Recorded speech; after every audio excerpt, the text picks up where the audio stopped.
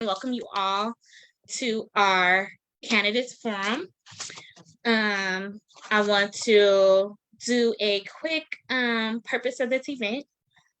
This event is put on by the Safe Return Project, whose mission is to end mass incarceration and to re-enfranchise those that have been disenfranchised by the criminal legal system. Safe Return Project cares about our young people affected by criminalization. We understand how powerful, transformative, and impactful it is when others decide to invest in and care about the youth in our communities. To raise Richmond youth voices, Safe Return Project is coming together to lead and engage the Contra Costa community about upcoming elections based on experience our young people have faced and learn about possible solutions directly from our candidates. We want to thank our co-sponsors, Lift Up Contra Costa, Healthy Contra Costa, who will be helping out with our chat, Contra Costa Immigrant Rights Alliance, Richmond Our Power Coalition, and Richmond Reimagine Richmond, who is also helping out with the chat and tech. Now I want to go over some ground rules for both the candidates and our participants and audience. This forum is intended to support open and respectful exchanges of ideas. This is not a candidates debate. Each candidate will have a maximum of 2 minutes to provide, 2 minutes to provide an opening statement outlining their election priorities. We will use a timer to make sure everyone has the same allotted time. The moderator will ask one question at a time and allow each candidate to speak without interruption. Each candidate will have an opportunity to answer each question with a maximum of 1 minute to respond. Again, we will use a timer to make sure everyone has the same amount of time to respond. Time limits on statements, questions, and answers will be enforced by the moderator during the forum. Remember, this is a youth-led candidates forum. Aggressive, demeaning, discriminatory, or otherwise hurtful language and actions will not be tolerated from candidates or our audience members. The moderator may ask individuals acting in such a way to leave the forum. The moderator may also intervene if any of these ground rules are not followed.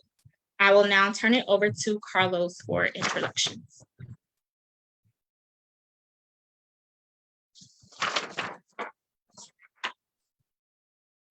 Good evening, candidates. My name is Carlos Fernandez. I'm an organizer and mentor here at the Safe Return Project. I have worked closely with the young people that are doing this, that are leading this forum, that have shown great leadership. So I'm very proud of them. And we'll start off with, the youth that will be, they're both named Brian, but it's Brian G and Brian N. Brian Gutierrez and Nelson. And I'll start off with the bios from each candidate. I'll read them out. And yeah, okay. And I'll let the youth introduce themselves. Good evening. My name is Brian Gutierrez. I'm 16 years old. I go to Richmond High, and I'm here today because I have concerns about housing, environmental justice, and food security in my community. I pass it back to Carlos. You muted. I'll pass it to Brian Nelson. Good evening. My name is Brian Nelson. I'm 16 years old. I go to Richmond High School, and I'm here today because I have concerns about housing, environmental justice, and food services in my community. I'll pass it back to Carlos. Thank you, Brian. Now I'll get started with each candidate's bio. I'll read them out and ask for an opening statement. First one I see here is Shawn Dunning. Good evening. Shawn Dunning has spent his life serving others, mostly in terms of helping divided groups resolve conflict and work toward common goals. Dunning was born in San Francisco, grew up in the Sierra Nevada foothills, and traveled to 49 states and over 50 countries before settling in Richmond, where he is raising 2 daughters, a seasoned consultant, facilitator, mediator, leadership coach, and trainer. Shawn has served thousands of people around the world to develop their collaborative leadership skills. He holds a BA in speech communication, minor psychology, and an MS in conflict analysis and resolution. Dunham directed the leadership and training division for the International Conflict Transformation Organization, Search for Common Ground, where he developed the capacity of emerging political and civil society leaders to lead from a basis of collaborative principles. He now works independently with a variety of clients ranging from nonprofit organizations to the United States. Mr. Dunham, please make your opening statement. You got 2 minutes. Thank you, Carlos. And thank you, Brian G. and Brian N. for those statements up front. It's really a pleasure to be here. You know, this is our, I think 7th or 8th forum. We've been going at it like crazy for the last few weeks. And I got to say, I'm really looking forward to this because it's going to sound cliche, but the youth are absolutely the future. And I hope you're considering that every candidate running for mayor right now should be running for you. We should be working on holding the space in such a way that you're able to come into it and take it forward. It's time to pass the baton. And what really motivates me is thinking about the future in terms of my own children. I have 2 daughters, they're 6 and 9 years old. I'm proud to be raising them in Richmond.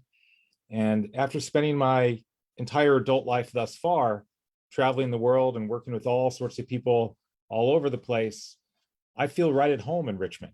And specifically, it's because we're so diverse. We have so many people from all walks of life. And I feel like after traveling the world, I see the world in Richmond.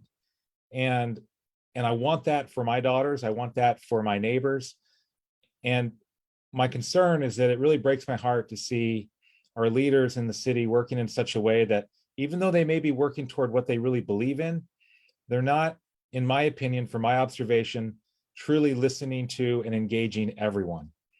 And so we're going to get into this more in the topics this evening. But, you know, that's where I'm coming from. If you watch any of the forums that we've done over the last couple of weeks, you know, you can see me and my competitors talk about the different issues and whatnot.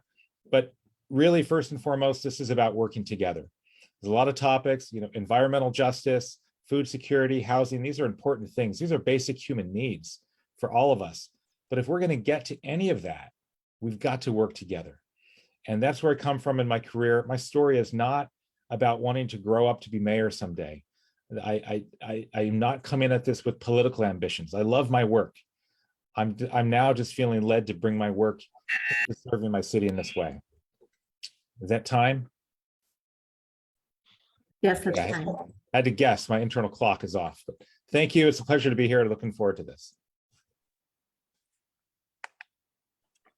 Thank you. Thank you, Shawn Dunning. Next is Vice Mayor Eduardo Martinez. Vice Mayor Eduardo Martinez is a second-generation Mexican-American born in Texas. Eduardo moved to Richmond in 1993, where he taught in Richmond Public Elementary Schools until 2010. As a teacher, he began a special physical education class for kids who had breathing issues from living near Richmond. They called themselves the Asthma Club, but Eduardo wanted to do more for the community, so he ran for city council and beat Chevron-backed candidates, despite a $3 million campaign against him and other progressive candidates. He has now served on the Richmond City Council for over 7 years and currently serves as vice mayor. As mayor, Eduardo will push for environmental and racial justice, affordable housing, and green jobs that combat climate change. His campaign takes no money from corporations, business associations, or police unions. It is truly a grassroots campaign relying on community organizations and individuals. Vice Mayor, please make your opening statement. You have 2 minutes. Thank you. Thank you for having me here. As you mentioned, I retired elementary school teacher. As a school teacher, I also worked in juvenile hall. I helped set up a 7th, 8th grade self-contained classroom court school for truants, pre-expulsion students who were expelled. So I'm very familiar with how difficult our society has made it for children of color. I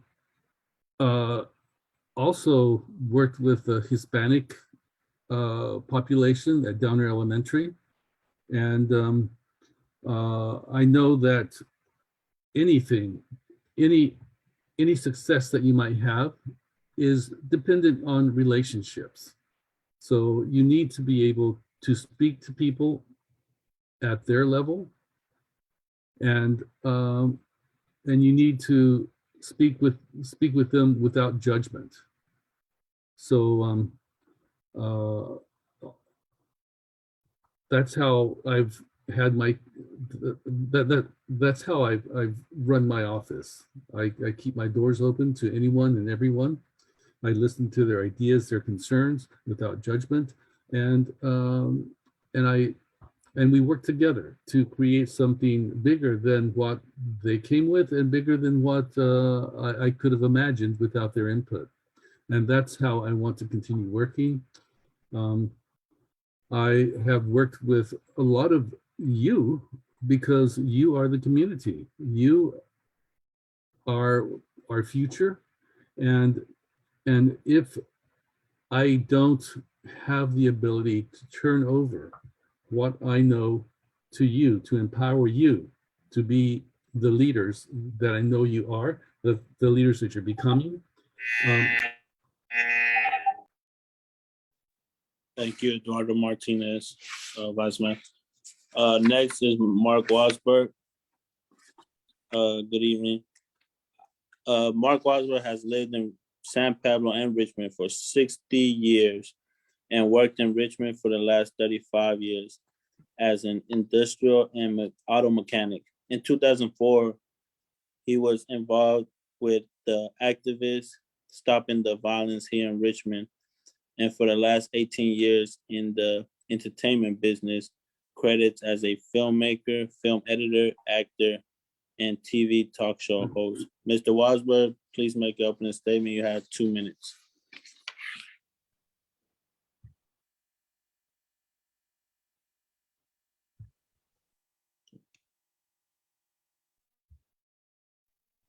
You hear me now, right? Hello? Yeah. Yeah, I can hear you now. So I graduated from Richmond High in 1975. So you know how old I am. Go Oilers. You know, I'm really concerned about the youth that we have going on right now. Because when I was out there filming the violence, I mean, you had 16-year-olds between 16 to 25. I mean, these guys were carrying Uzis, Mac 10s, AK-47s, and I got all the proof I got on the video. If I become mayor, I have a chance to better Richmond. You know, I'm willing to work with the youth as much as I can to promote job training programs, to get them into the trades right after high school. And because this is the most important thing you need to do now. See, back in the day, you could drop out of high school and work at a factory and retire, but those days are over. Because the most important right now is as soon as you get out of high school, work with the youth to get them into the job training programs. And then by 25, you're all ready to go and to work. See, this is what causes less crime.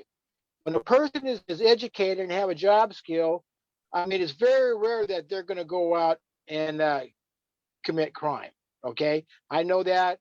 I worked with a few young people when I was out there filming. And matter of fact, I was trying to set up a thing with Andre Shoemaker and a few others to get like an anti-violence thing going. But like I say, if you make me mayor, I said, it's really important that we could have programs to work with the youth, to get them educated. And you have to have mentors. I mean, it takes a lot to go.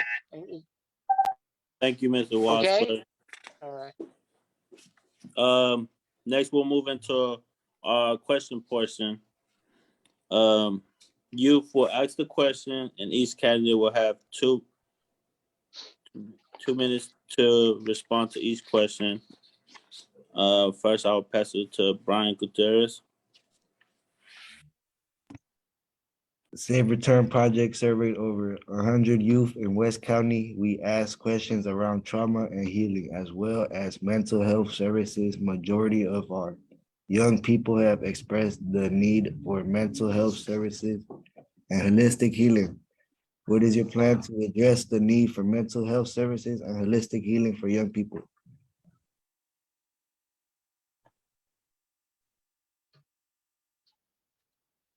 Hello?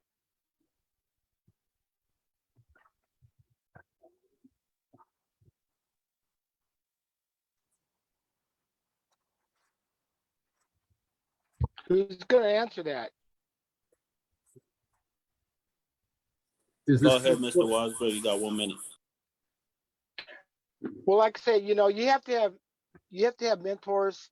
I mean, if you really have a mental issue, you need to get help as soon as you can. I mean, there's people out there that's willing to help you. You have law enforcement willing to help you, mentors. You have psychologists out there, but you need to if you need a social worker, go ahead and go for it. But like I say, there's I don't know if there's a lot of young people that really have mental issues. I mean, you're young, you're ambitious, you got a lot of things ahead in life, and but like I say, if you really need help, there's resources out there to help you. And if I become mayor, I'll try everything I can to help the young people to establish themselves and get an education and learn a good job skills, so you won't have these problems. But if you do, you know, you contact your parents, tell them you need help, tell them to get a social worker. You know, law enforcement's willing out there to help you with these things. Because I remember, you know, back in the day when I was growing up as a youth, we never had any mental issues. I mean, we had problems. You know, you talk to the parents, you talk to your parents, or in some cases, we got a hold of our law enforcement. We had programs that. Is that it? That was time. Next question. Along with housing, young people. For the same question, Mr. Dunning, you have 1 minute. I'm sorry, can you repeat the question again? Yeah. First question. Safe Return Project surveyed over 100 youth in West County. We asked questions around trauma and healing, as well as mental health services. Majority of our young people have expressed the need for mental health services and holistic healing. What is your plan to address the need for mental health services and holistic healing for young people? Great. Was that holistic healing? Gotcha. Okay. So mental health is a complicated topic in some ways and an easy topic in other ways. But at the end of the day, we're all human beings and we all need help. And we all need to be able to ask for help. And I think, you know, in my experience, in my career in conflict resolution, I've dealt with a lot of people with a lot of different challenges from all ages. It's not just a youth challenge. And sometimes the answers are just logical. You know, it's information. We just need to figure things out. Other times it's emotional, and we don't all have the same coping skills. And depending on the environment you grow up in, you might not have a great model for that. And at the end of the day, I really believe every single human being has the potential to be good and to reconcile and to make their way forward and ultimately be a positive influence on the world. But we all make mistakes too. And sometimes that's not our fault in terms of the models that we've been around. So we do need help. And it's important that that help is available to everyone. I do believe that the county, Contra Costa County, is the leader for this. Oh, and we'll talk more later. Thanks. Thank you, Mr. Dunning. Vice Mayor, you got 1 minute. Thank you. Well, to begin with, we need to lessen our tendency to criminalize behaviors, situations, because the more we look at our youth, look at people as criminals, as people who are breaking the laws, the less trust that we have. We need to also focus on restorative justice. When people make mistakes, we need to work with them to find out how they got there, how what happened, and to learn to forgive them for the situation that they found themselves in. We need to provide more social services, more mental health outreach. So what we need to do is work very hard at creating a culture of forgiveness, a culture of caring, a culture of hope, so that we can rise together. I really believe that our youth are our future, and we can do things to lift them up.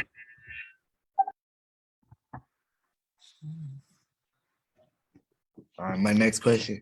Along with housing, young people also face the challenge of food security. Please describe an action that you would take or have taken to promote food security in the city.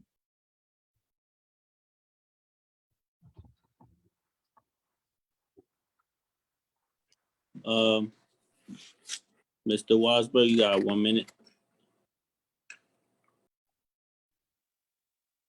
Do you hear me now?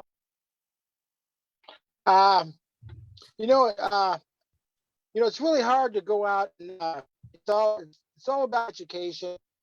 But when you're young, you're gonna go to McDonald's, Kentucky Fried Chicken. You're on the move all the time, and it's all about having people getting together. There's very few young people that's willing to eat salads and healthy food. But we could have a program where we could promote this stuff. And I know when I was young, we was always at McDonald's, Kentucky Fried Chicken. We was always running around, hanging out at the restaurant, buying burgers and so forth. But we could have some type of education programs where kids are going to eat healthy, but we can't force you to eat what you want to eat. You see, that's one thing good about this country. They got health food stores that you could go to. They got other stores that sell some healthy projects. It's all about education and letting you young people know what is the right foods to eat, what's not food to eat. Thank you for that. Go ahead, Mr. Dunning. You have 1 minute. Thank you. To talk about food security is really the same, I think, as talking about economic development and poverty and just a question of, do we all have our basic human needs met? And so if we're talking about food, and on one hand, you can talk about nutrition, but I think if I'm understanding the point of your question is, what happens if you just don't even have enough food to begin with? And a couple ways to look at that. One thing, right now here in Richmond, I live within 3 or 4 blocks of 3 different locations that actually distribute free food on a weekly basis. And I wonder sometimes if everybody who truly needs it is aware of that. And I'm aware of programs like this all over the city. So I do know that just in terms of a crisis, in terms of the emergency, if you're out of food, you need food, I do know that it's out there, but I don't know if everybody knows. And so one very practical thing would be to develop some sort of program where we can identify who really needs it and make sure they have the resources, have the information, have the access. And let's not forget that if you're in that kind of situation, it might be embarrassing to ask for it. So I think the way we approach it needs to be really sensitive and thoughtful. Time. Thank you for that. Vice Mayor, you got 1 minute. Thank you. We have food deserts, and those food deserts are there for economic reasons, mainly because we have neighborhoods of color that have been redlined, and food corporations don't want to invest there. So what we need to do is to take the food economy into our own hands, and Urban Tilth is a very good example of how we do that. They've created an urban farm. They distribute free food to families. They give out plants. I've received many this year. I got a lot of tomato plants, which I grew myself. So we need to teach our people how to grow their own foods and how to share them. Economically, what I'd like to do is to revisit our city plan, and come up with what I call neighborhood commercial nodes, where the city will develop nodes in every different neighborhoods that we can develop for food and things. Thank you. Pastor Brown for the next question. All right, next question. Have you accepted any contributions from Chevron?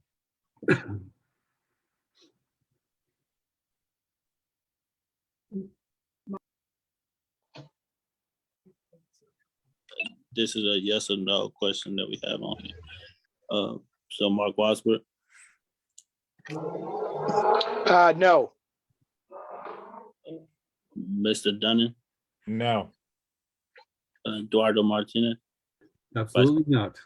No. And there's a follow-up. Next question. What policies will you advocate for to keep kids safe from pollution? 1 minute, Mark Wosberg. You hear me? Yes.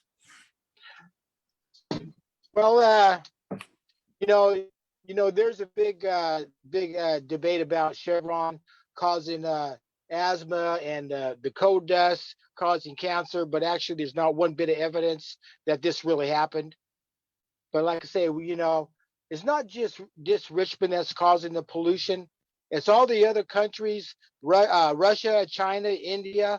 You have the jet stream coming all the way around the world. And, actually, there's no way that Richmond alone could go ahead and solve the pollution problem. You close down Chevron now, you're still going to have the same pollution because it's coming from other parts of the country. But right now, Chevron's doing everything they can to go ahead and try to make the air cleaner. I look at today, there's hardly any smog.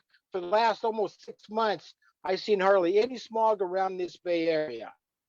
Chevron's been cleaning up their act, but we need to get the other companies to start cleaning up their act. It's not just Chevron. It's the other parts of the, okay.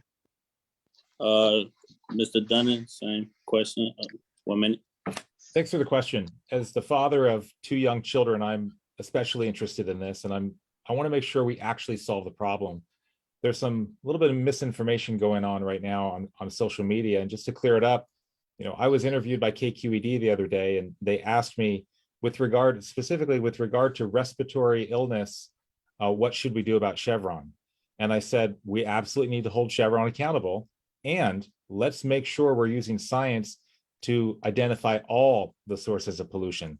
So let's be clear, that's not taking any emphasis or microscope or magnifying glass off of Chevron. It's actually broadening our eyes to consider things like road dust and pollution.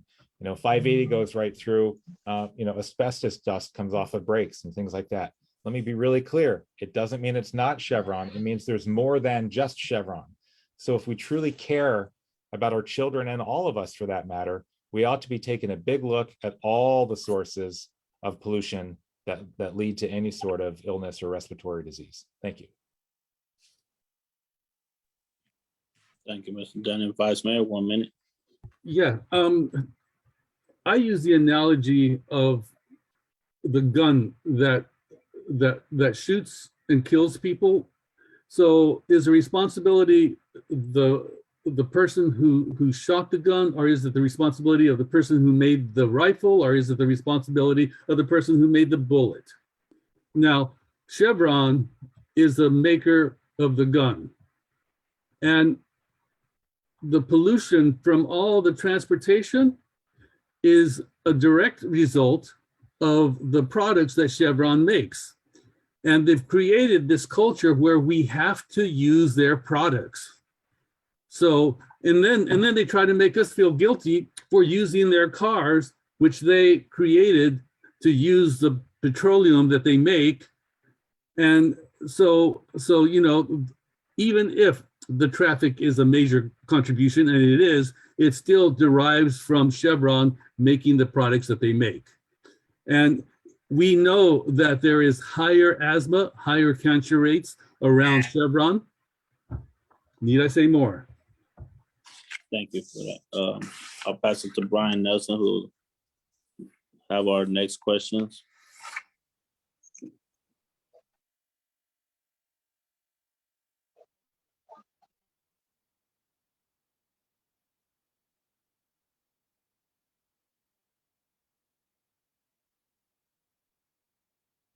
Brian, you're muted.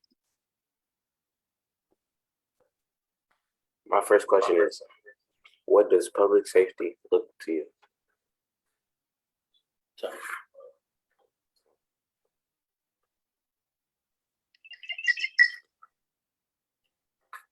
Mr. Wosberg you got 1 minute. Mr. Wosberg, you have 1 minute. Do you hear me now? You hear me? You have the Constitution right to be safe. See, this is why a Constitution allows us to have law enforcement. You have to have law enforcement because that's the #1 issue that's going on here right now in Richmond. We know for a fact that the city council defunded the police. Now they try to pass the ordinance, say the police can't have backup if there's a major riot. So we need to bring the police back because, like I said, you have the Constitution right to be safe. That's the law, and the city council is taking that your right away. We need to bring the police back so we can have safe neighborhoods, because this task force is not going to stop the criminals from doing what they're doing. That ain't going to happen. You see, I know as a young kid like you, you want to be safe going to school. You want to come home back to your families and so forth. And we know for a fact that most of the kids between 16 to 20. Thank you, Mr. Walls. Mr. Dunning, you have 1 minute. Safety is important to all of us. It's a right. We all deserve to live in a place where we belong and we feel safe and we can move around freely and not worry about ourselves. And I'm afraid that's not the case right now. And after spending 450 miles running through every single neighborhood in Richmond, if you live in Richmond, I've been in front of your house. I've talked to over 4,000 people, and I've heard from a lot of people that don't feel safe. And it's heartbreaking. And that notion of safety is more than just needing police. Yes, we do need a sufficient amount of police, but that by no means is the answer to everything. I recognize a lot of the names on the screen this evening from some very passionate people involved in the Reimagine Public Safety Task Force. A lot of work was put into that, and I'm on the record many times applauding that work. When it comes down to the decisions we make, though, we need to make sure that we do it in a way that keeps the big picture in mind. We need sufficient police and sufficient non-police. I think we're getting closer, but we got more work to do. Thank you. Thank you, Mr. Dunning. Vice Mayor. Yes, You have 1 thank minute. you. All right. If you look at the numbers of police that we have and police that are allocated, you will see that for every single year, we have had more positions open. So it's not as if we're underfunding the police, because every year there's been money to hire at least 7 or more police. So when that money's there, it just sits there doing nothing. And what we did when we reallocated money was we took some of that money that was being unused and moved it over so that it could be used for public safety, for O&S, which reduces violent crime, for mental health, which enables people to react to mental health issues. So it's really a process of looking at public safety and expanding the concept from being reactive to being proactive, to try. That's time. Thank you.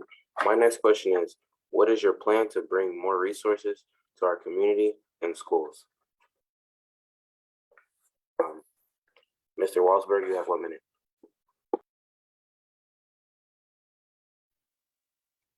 Well, it's going to take county, state, and federal money to bring the schools back. I mean, right now you got massive shootings at schools. People even scared to go to school nowadays without getting shot. I like to see more security at schools, and I could convince the young people that education is the key to success. And most of these young people, they're too busy out there getting into trouble, trying to be a bunch of gangbangers and stuff like that. That's not the way to live a life. It's important that you people understand something. You got to have the education you need so you be successful in life. And I like to see tons of money coming in Richmond from federal and state, so we could pay our teachers more, so we could have safe schools. You're going to have more security at schools. If you have to have metal detectors, so be it. As long as we keep the school safe and we start pumping money into the school system. Thank you. Mr. Dunning, you have 1 minute. When it comes to more resources for schools, it's the same. It's really connected to more resources for Richmond in general. And I would tie that initially to economic development. At the end of the day, a lot of money for our school district, which, by the way, we don't have control over the school district, but it's still a good question. And the answer really is, when we have more tax base here, when we have more businesses paying taxes, more property owners paying taxes, that goes directly to our school district and to our city. So that's a big part of it. We can also do more grant writing. There's a lot of grants available out there if we only ask for them.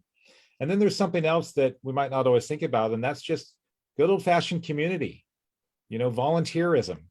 Let's work on building a spirit of volunteerism, so retired folks and other people that have time are able to help out, volunteer in the schools, after schools. This connects back to some of the mental health questions. Does everyone have the resources they need, both financially and emotionally? Thanks. Thank you. Vice Mayor, you have 1 minute. Thank you. Well, for bringing more money in, I want to establish a grants department in the city of Richmond, so that we have people who are focused on looking at all the grants that are out there and picking the ones that are appropriate for the growth of our city.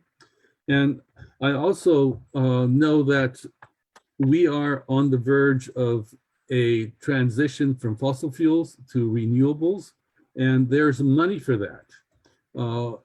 I believe that Richmond is right for that, because we have been leading,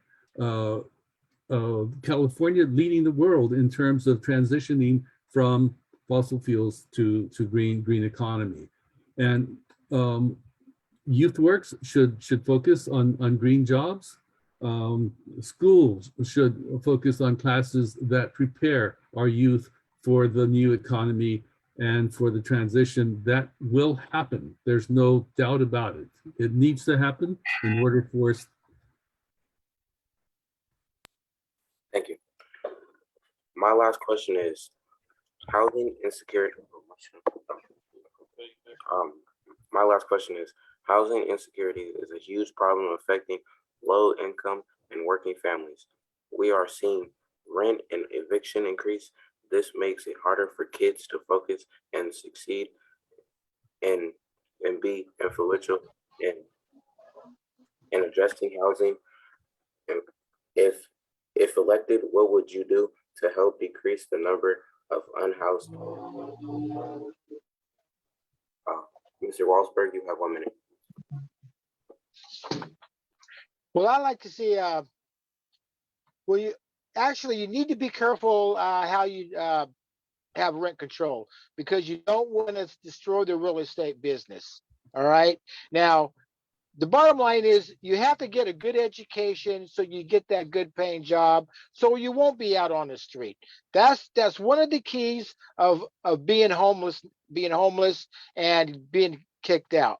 But we have laws already from the federal and state that if you try to get evicted, you could go out and file in courts. You can make phone calls to help you so you won't be evicted. But I'd like to see HUD expand themselves into a program where people, you make 40, 50, 60,000 a year, that they'll take care of it, because only one rent should only pay the rent. One paychecks should only pay the rent, but now you got 4 paychecks has to. But it all depends on what type of education you have, what type of jobs you have, because most of the people are getting evicted as low income. You know. Thank you. Mr. Dunning, you have 1 minute. Housing security, food security, again, these are questions of basic human needs, and it begs a question of what are we doing to make sure that especially people who are from here, who live here, are able to stay here and have those basic needs met. When it comes to housing in California, we have a shortage of 2.5 million affordable housing units. And in Richmond, we're looking at thousands fewer than we really need to make ends meet for everybody. So from a fundamental kind of practical standpoint, in addition to the emergency vouchers and doing whatever we can to get people sheltered, from a long-term vision standpoint, we need to be really building more homes. We need high density housing, city center, near public transit. And we need to be working with developers to make that happen. Lately, our policy has been not conducive to that. And so I would do everything I can to get us working together more effectively. Thank you. Vice Mayor, you have 1 minute. Yeah, when we say more affordable housing, the question is affordable for whom? There isn't affordable housing for people in Richmond. And we do need to build more housing, but it needs to be low-income housing, and it also needs to be workforce housing. Affordable housing, as defined, is for people with a lot of money. I mean, and that's another reason why we need to pass Measure P, because we need to make sure that the rents don't increase to the point where people are being displaced from their homes, because higher rents increase homelessness, they increase displacement. And aside from that, you can see a lot of if you go through Richmond, you can see a lot of empty houses. So the question is, why are these houses empty when there's so many people that are homeless? That's time.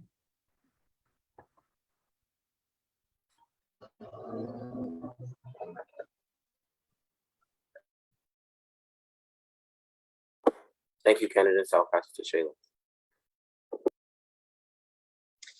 Thank you so much for the Q&A part. We were collecting some questions from chat. Since we have time, I will go ahead and ask the questions that was put into chat.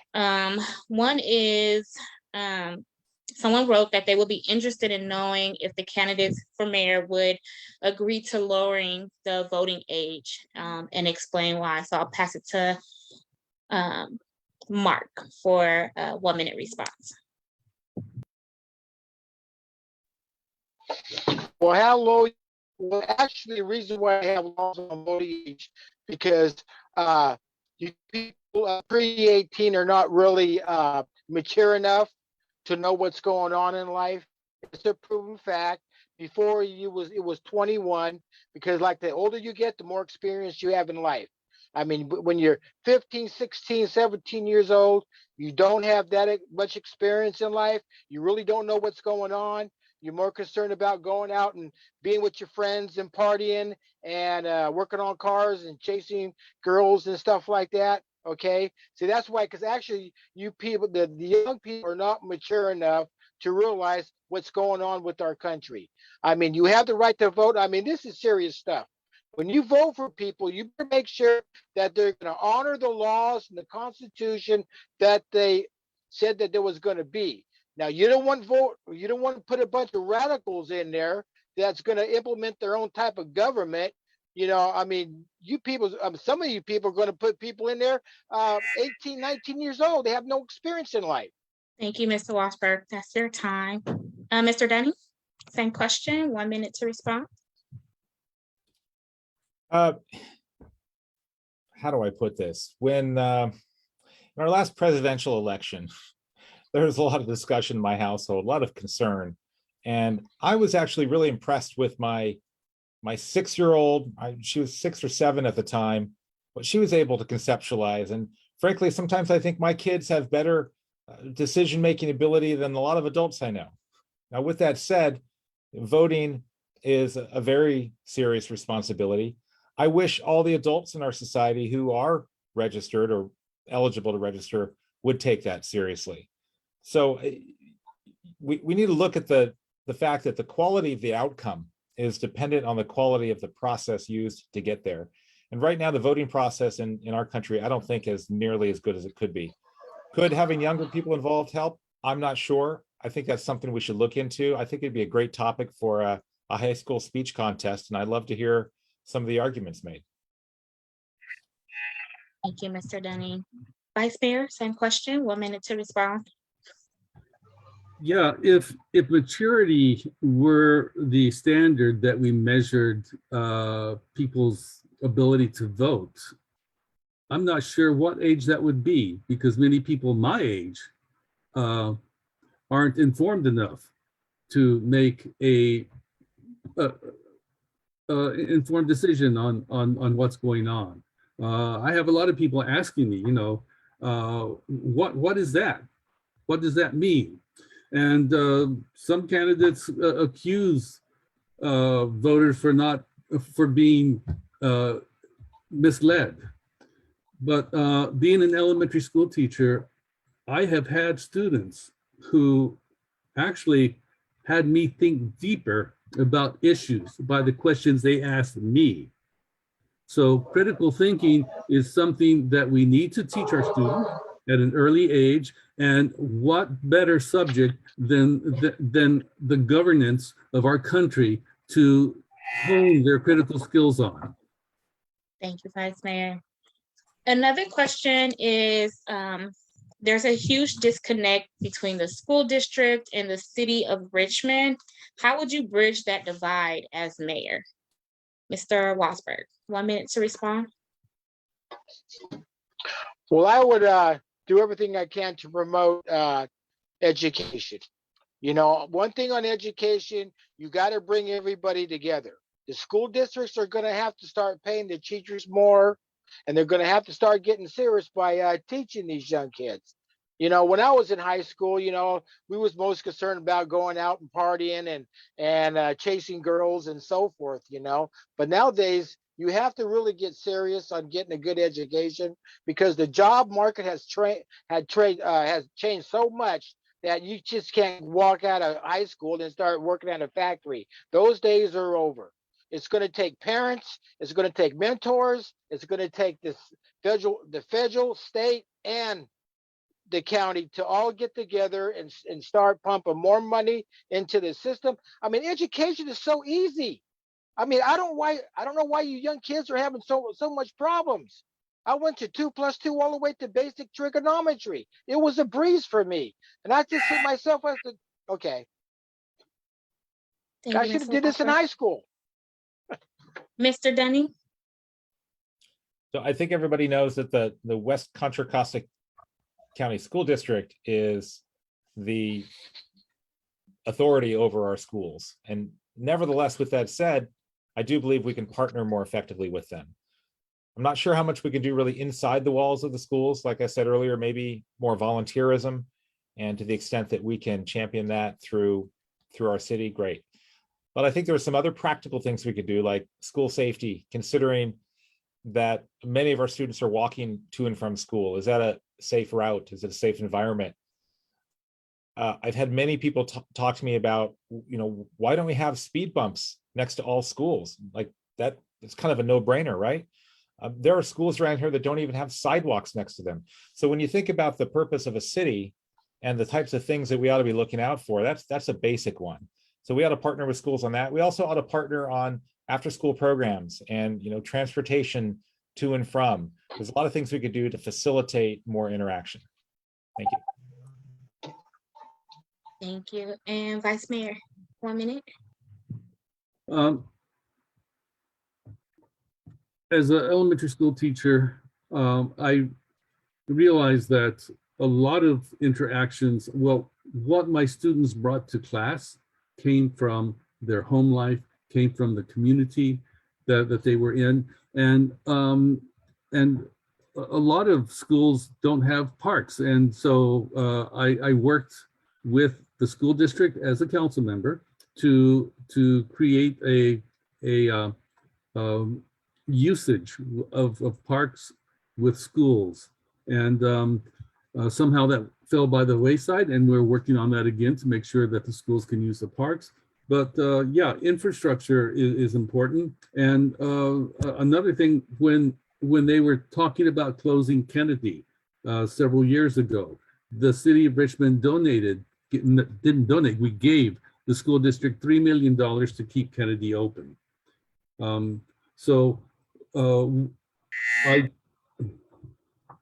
Thank you, Vice Mayor. I want to pull a question from our Facebook chat because we are live on Facebook. How do schools reflect the community, or does the community reflect the schools? So it's more of a reflection question. Mr. Wosberg? Well, actually, if you live in a bad part of town, mostly you're going to have a hard time getting educated. If you live in a good part of town, you're going to have a good, successful education. That's a proven fact. You take people in Iron Triangle, South Side, North Richmond. I don't know if they have real difficulties going to school and getting educated, but you got people up at the Anza, up in the Annex. Most likely these people are going to be more successful, because down the Iron Triangle, the South Side, you have one of the highest crime rates here in Richmond. Because I know I was out there for 6 years filming this stuff. I mean, it's also going to take everybody get together and start helping these young kids that live in the poor part of town to start realizing how important it is to get an education. Some of them out there at 16 years old, out there being gangbangers, out there committing, selling drugs, AK-47, 16-year-old was arrested with an AK-47.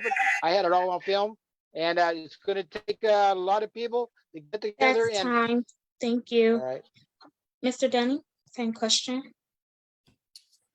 Several years ago, 10 years ago, I had the honor and the privilege of working with Congressman John Lewis.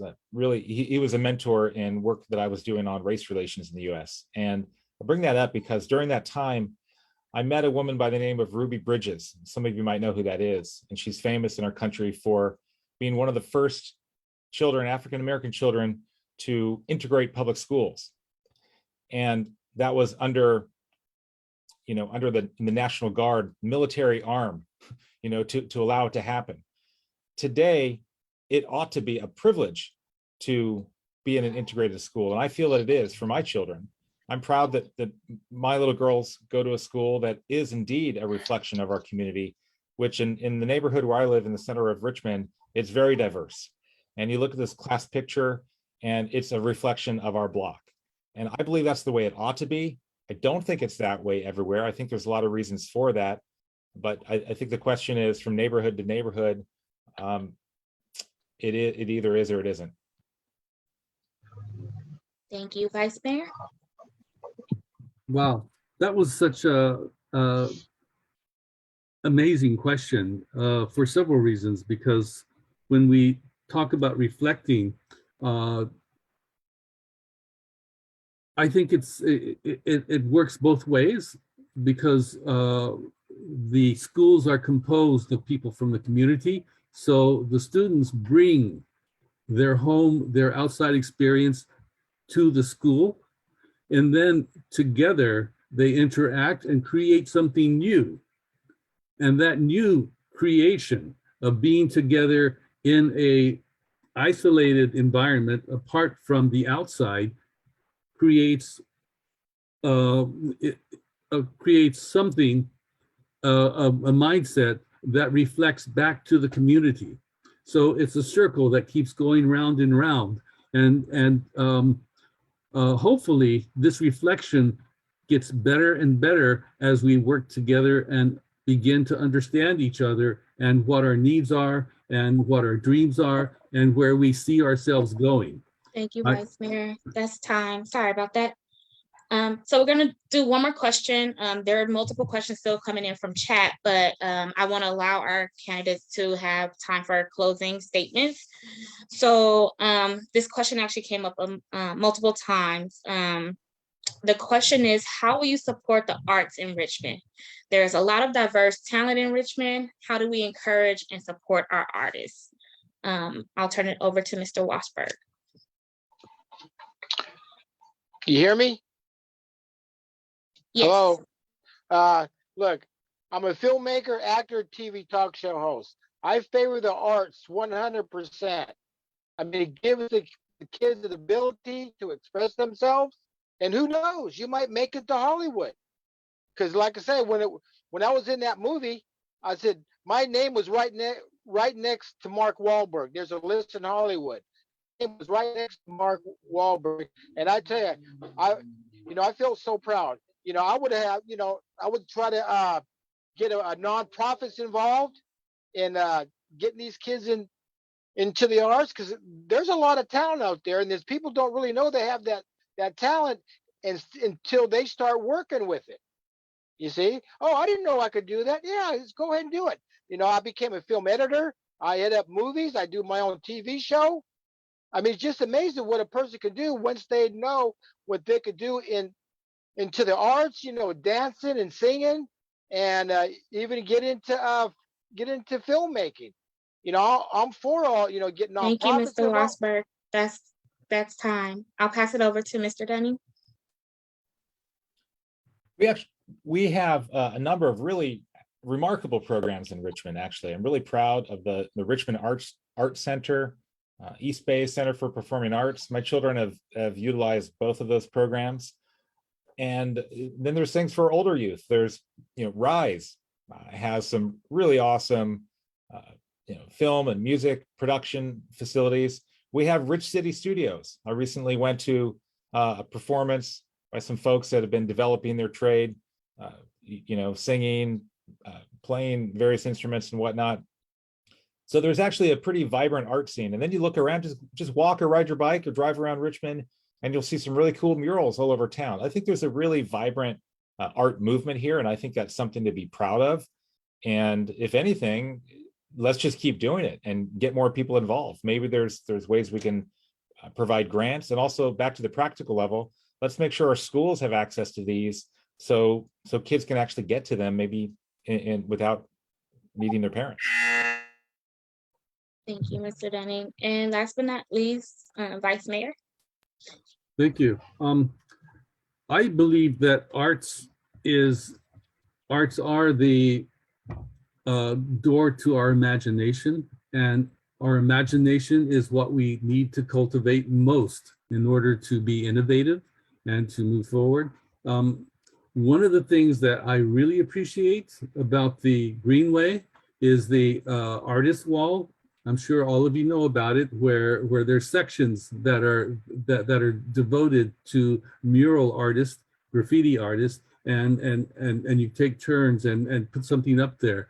I go there periodically to see what new stuff is there, but we need to lower art classroom sizes, and we need to offer more art classes in our school, and make that part of the curriculum as opposed to an additive. We also need to allow students to explore the neighborhood and to discover the neighborhood in an artistic way. Thank you, Vice Mayor. I'm sorry, that's time. I will now thank you all for the responses. Thank you all to our audience for the questions that you sent through Facebook Live and through Zoom chat. I will now pass it over to Carlos to wrap us up with closing statements. Thank you, candidates. Thank you for respecting our rules and respecting the times we've set. I will start closing statements. Mark Wosberg, go ahead. You got 2 minutes. You hear me now? Yeah, I can hear you. I got a message to all you young people out there. Education is the key to success. And when I was out there filming the violence, I filmed a 16-year-old boy being dead. Terrence Kelly was murdered. You had, I filmed the police arresting a 16-year-old boy with an AK-47. So you kids out there is going to have to start putting away these black hoodies, start being respectable, put your pants up, and start getting educated. And you're going to have to start getting out of this rap stuff, because this rap music ain't nothing but hate and murder. That's all it is. And the people that's really suffering is the African Americans. Because I've been there for 6 years. I was with these people filming the violence. But like I say, you keep telling these people, sometimes it goes to one ear and out the other. It's not cool. It's cool to be a nerd. There's no problem being a nerd. You try to do the best you can in school. Education right now is so easy to do. But the problem is you're going to have to get out of this gangster stuff. Do not hang around with these criminals, because they will shoot you dead. You had two brothers were murdered out in Oakland, just at a party. These gangsters are not messing around people. You need to stay away from these people. You need to start being respectable, getting away, putting your hoodies away, start putting up your pants, and start hitting the books. Because I'll tell you, you're going to be in big trouble when you get out of high school. This is no joke. All right?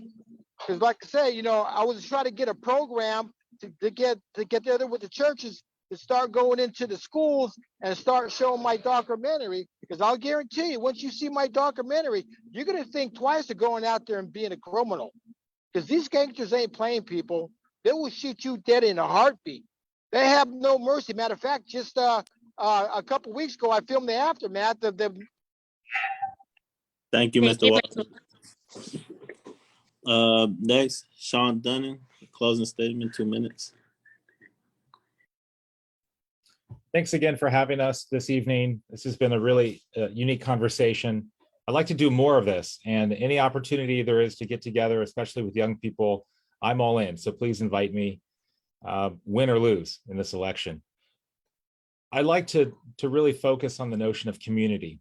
And when it comes to solving the challenges that we face, really at the end of the day, we are all in this together.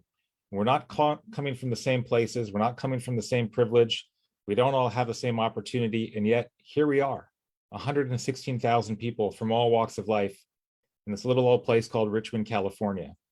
Personally, I'd like to see us become a shining example for the country to follow. And I think there's a lot of ways we could do that. I didn't get a chance to talk about this earlier. I was thinking maybe some questions would come up, but my career in conflict resolution actually started in a program called VORP, which stands for Victim Offender Reconciliation.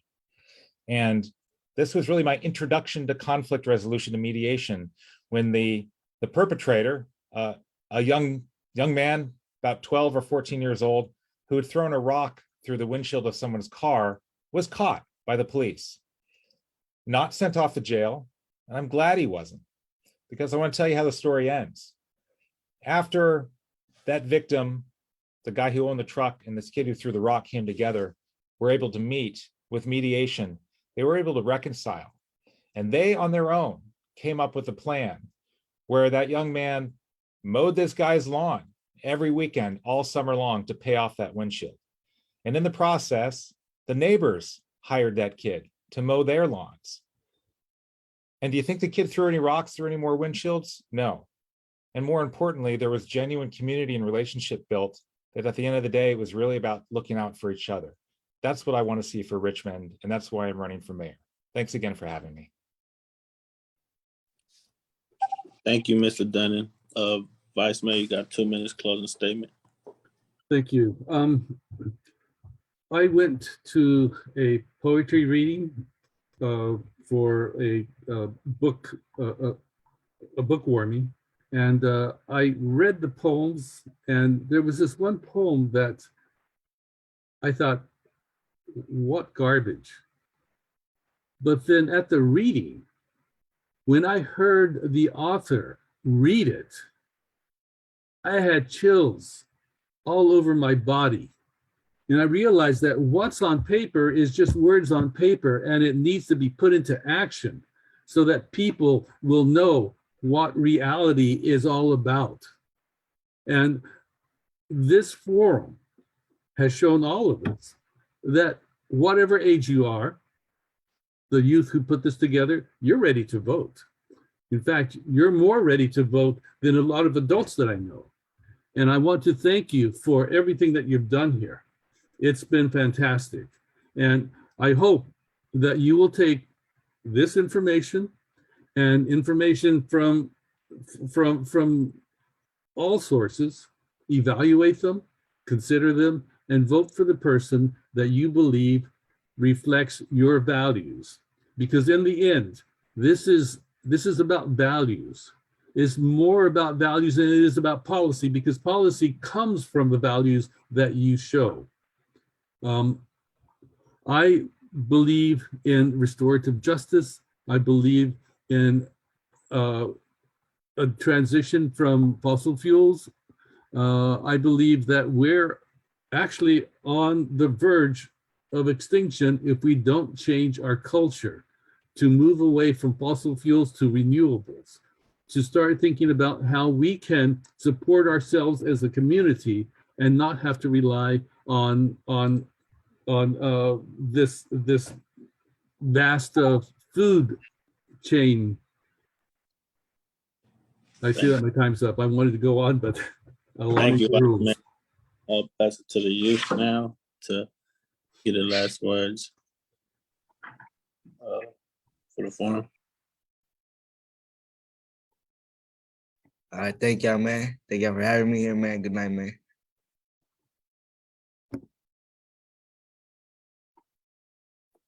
Thank all the candidates.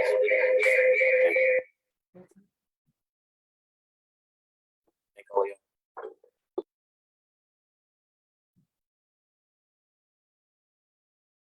I will pass it to Shayla to close us out.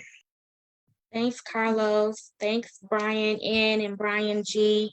You all are amazing. And thanks again for stepping up to lead this candidates forum. I think it's very important that we hear from our young people.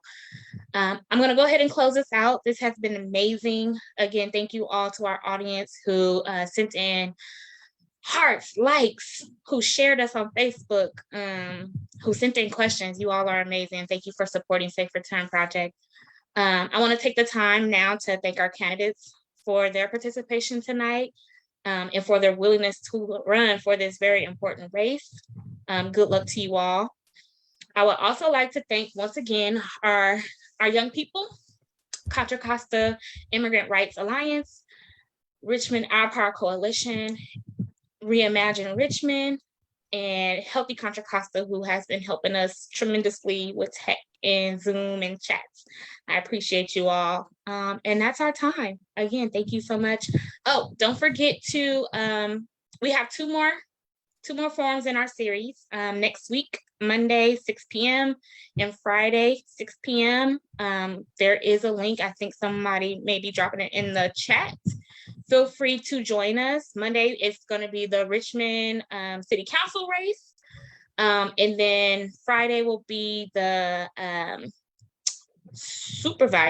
Board of Supervisor in the West County, Lord Jesus, I think it's the school board. Sorry about that. Sorry, so much going on. So feel free to please register, share the link, invite a friend, and don't forget to vote November 8th. Thank you all. Thank you.